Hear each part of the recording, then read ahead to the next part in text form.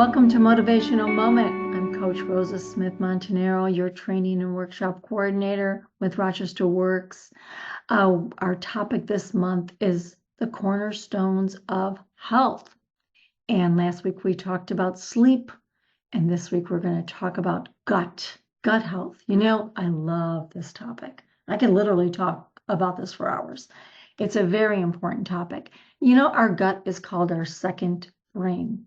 It's connected through the vagus nerve. The vagus nerve. It goes from the base of your skull, like right down at all the way down to throughout your entire intestinal at the very bottom, and it's communicating to your brain. It's amazing. It's an incredible study. Now that the more we learn about gut health, and the thing about your gut is 90% of your serotonin is stored in your gut.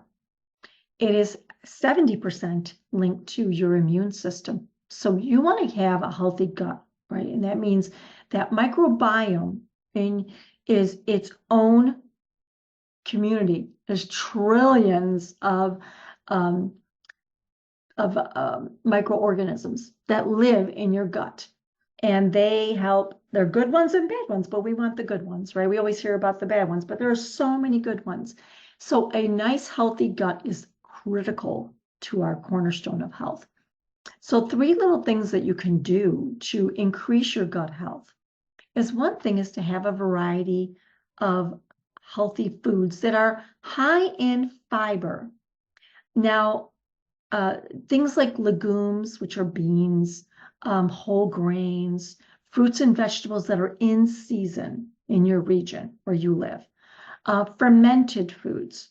You know, yogurt, we think of yogurt, but pickles and sauerkraut and what was the other thing I was thinking of? Those drinks like kefirs and those kind of things, the probiotic drinks that they have out. It'll come to me in a moment. And those are all really, really good for your gut. So a variety of foods, because a large variety of all the different colors, lots of colors, especially higher in fiber, that nourishes the gut, and what is in season for where you live. You want to have things that are fresh and in the area. Now, the second thing is to limit processed foods and sugars. You know, processed foods wreak havoc in our gut, and sugar does a lot of damage to our gut health. And so we want to reduce some of those because the body's not digesting it well, and it's causing inflammation. And you can counter that just by elevating your gut health. The third piece to this is managing your stress level. You see, because there's hormones that are released with stress that are not healthy for the gut. So what we want to do is do some nice deep breathing, go for some nice walks, maybe engage in exercise, do things that manage stress for you so you have a more harmonious, flowing day and life. Now, I'm a fan of probiotics and prebiotics.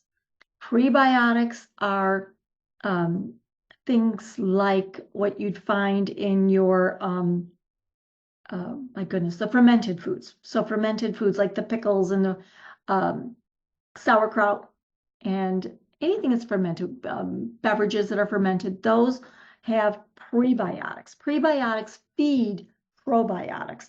Probiotics are found in those healthy, high fiber type of foods, as well as your yogurts and things like that. You certainly could take a supplement, but I would not, buy the most expensive supplement. I would do my research, and I wouldn't recommend one right here for you.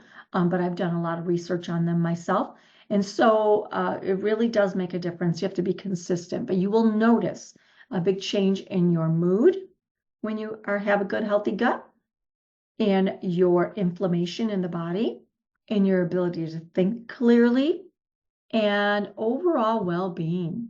So what I'd like you to do is start to make it part of your daily intake is to increase something that's going to be helpful to your digestive system and your gut. Implement some of these suggestions. I hope you have a beautiful day. Thank you for joining us.